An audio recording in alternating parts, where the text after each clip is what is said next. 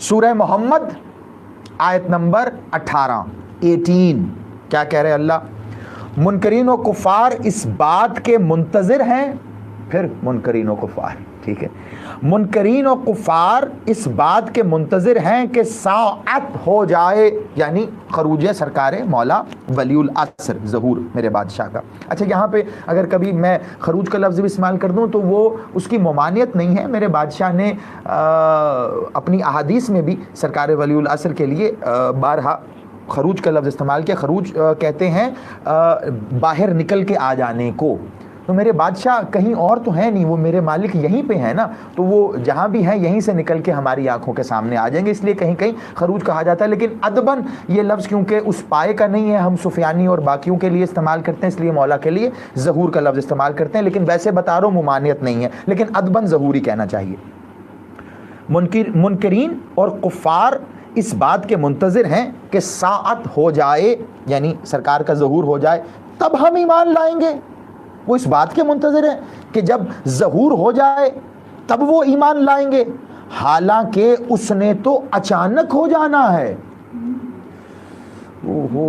قیامت کی آیت ہے، یہ قرآن بھرا پڑا ہے، اب کافی آیتیں دوں گا، آپ ٹینشن نہیں لیں، ہاں کوئی ایک دو آیتوں سے نہیں چھوڑنا۔ زیدی الحمدللہ اب اس پہ کام کر کے آیا ہے، میری راتوں کی نیندیں ختم ہو چکی ہیں، آپ کے لیے جاگ جاگ کے یہی کام کر رہا ہوں میں، تو آپ بالکل بے فکر ہیں۔ ایسی ایسی قیمتی آیتیں آپ کو، ہر آیت بے حد قیمتی ہے، لیکن اس ضمن میں ایسی ایسی آپ کو نکال کے دوں گا کہ ایک ایک آیت سرکار کے حضور شک کرنے والوں کے منہ پہ تماچے نہیں، دوزخ کی آگ کے کوڑے کی طرح لگے گی، ٹھیک ہے؟ سماعت فرمائیے۔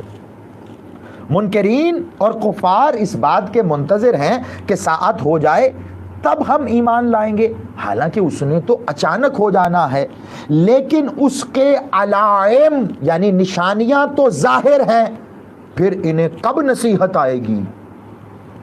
اوئے ہوئے ہوئے ہوئے، میں نے کیوں اتنے دن علامات پہ گفتگو کی؟ یہ آیت سورہ محمد کی یہ آیت اس بات پہ دلالت کر رہی ہے۔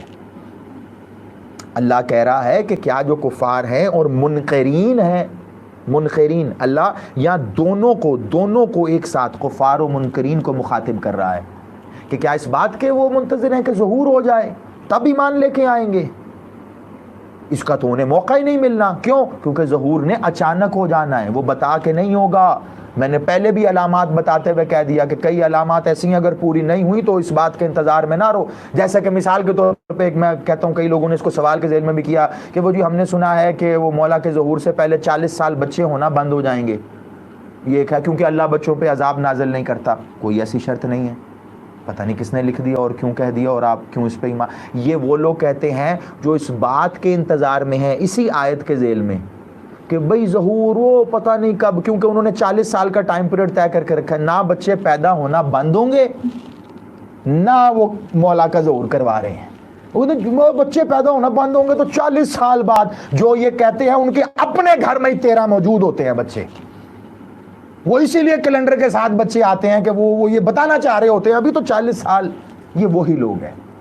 تو ایسا نہیں، اللہ اس آیت میں کہہ رہا ہے کہ وہ تو اچانک ہو جائے گا، اس نے اچانک ہو جانا ہے اور تمہیں اس کا موقع نہیں ملے گا، لیکن اس کے علائم یعنی اس کی علامات، اس کی نشانیاں تو ظاہر ہیں۔ اب آپ کو پتا چلا میں کیوں کہہ رہا ہوں، قرآن کی آیت اس بات پہ دلیل ہے کہ میں حق بجانب کہنے پہ وہ آنے والے ہیں، کیونکہ اللہ کہہ رہا ہے اس کی نشانیاں ظاہر ہیں، پھر انہیں کب نصیحت ہوگی؟